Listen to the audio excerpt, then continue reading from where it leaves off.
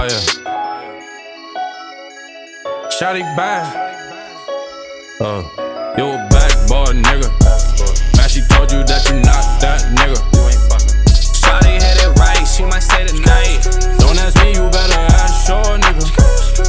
She might put it down like the top bag.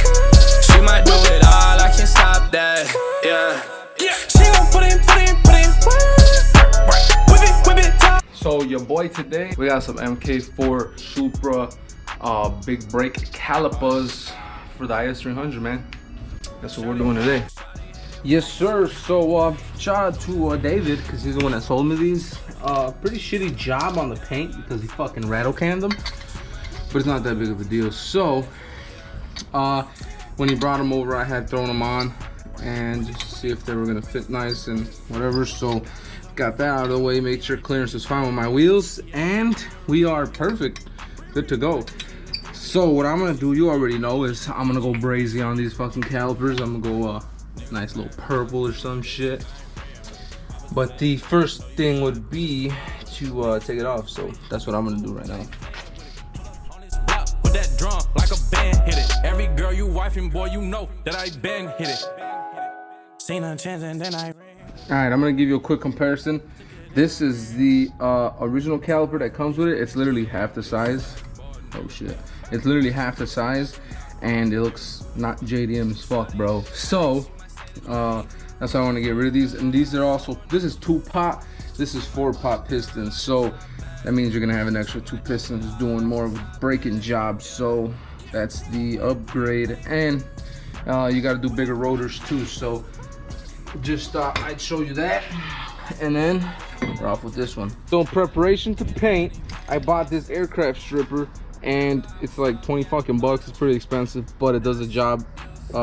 It gets the job done very nice and fast. Strips to bare metal in 45 minutes. So as you can see, I don't know if you can see, let me zoom in. The paint is already lifted and it's only been about 5 minutes.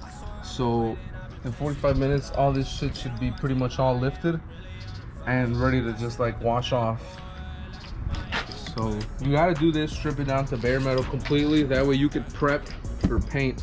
If you try painting over that, you're just gonna have a bunch of nasty ass reactions. So I'm gonna just show you how I do it. I pour it in the cup. Look, it's gooey as hell. And you just start brushing it on. You wanna be generous with this shit. You wanna lay that shit on thick, right, Omar? Tell them how to do it. So you lay this shit on thick as hell. Yeah, so check them out. That's them. I painted them the same purple as my engine bay to match my lugs. I also sprayed, you know, like the Kansai letters in a little flake. A little bunch of details. I bought the stickers on eBay, put them on and cleared over them. That's the end result. So that's my wheel setup with the purple MK4 Supra calipers and the Kansai tandems. So here's some more updates on the car. I'm gonna get it started today. It's been a while. I know you guys haven't really seen much of me post on this. So our plan is to get this running sort of decent with the base tune that I got. And we're gonna fuck around with fuel ratios and see what issues we run into as far as idling. You know, and we gotta tweak a bunch of stuff, but that's where we're gonna be at. So got my wastegate exhaust made.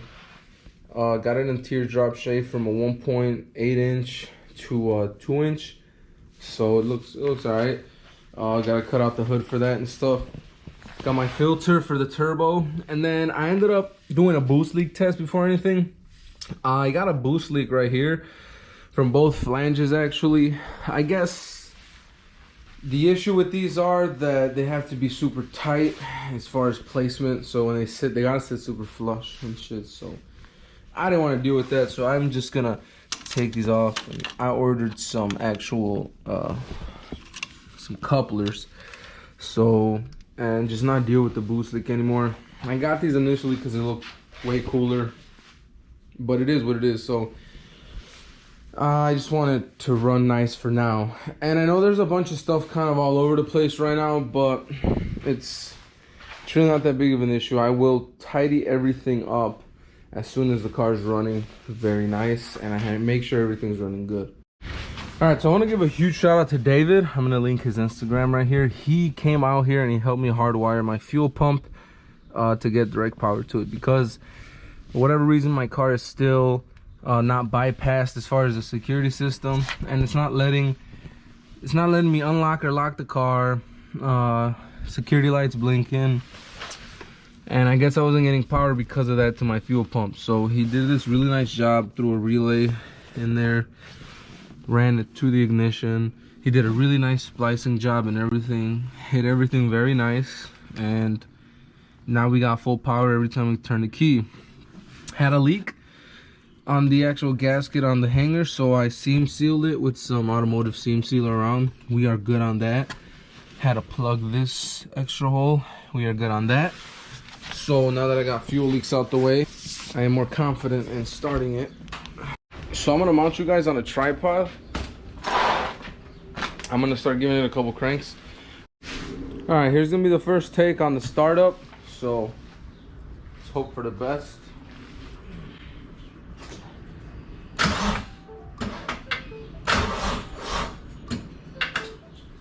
She is dead. Nice. All right, number 2.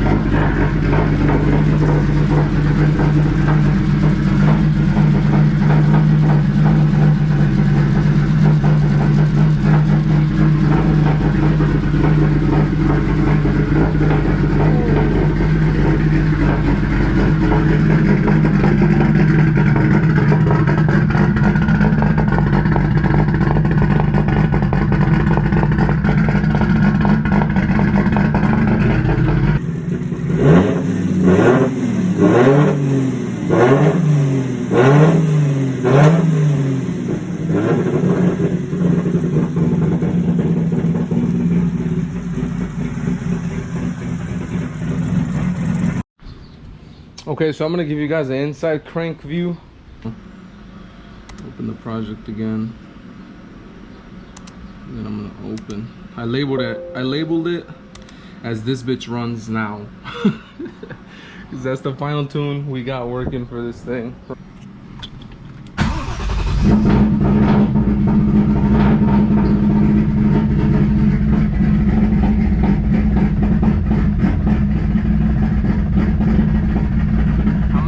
Boost, baby.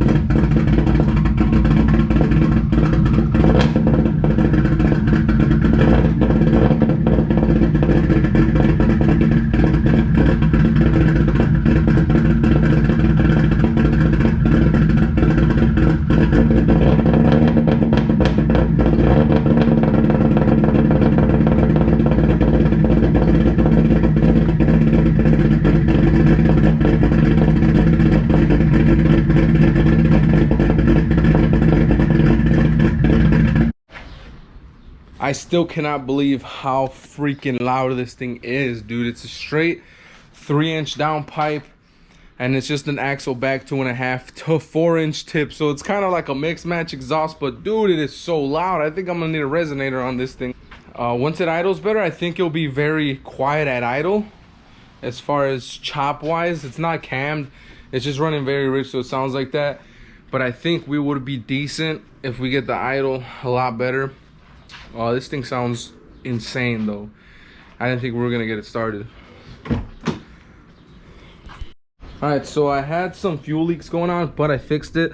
I had to put this U-joint here, this fitting, and I ended up rerouting my fuel pressure PSI bar right here on the actual end of the rail, and I ran the line directly to it. Before I had 2 joints and it was leaking from there, so I got rid of that, put that in, and my pressure regulator is still underneath all that crap back there. So I don't know, I might just reposition that later on the road. But I have a really small coolant leak coming from one of the nipples all the way down there that I capped off, and my oil pressure is not reading correctly.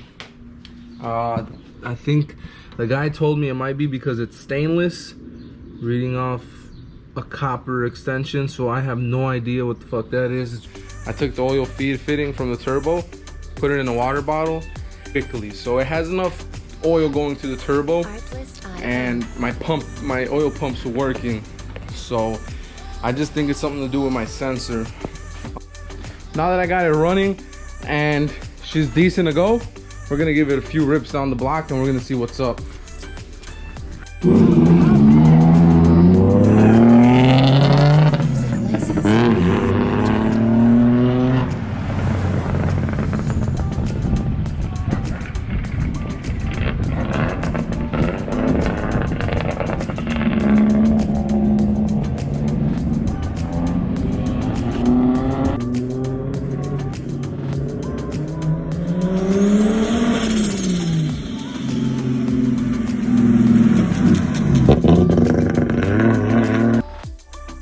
IS300.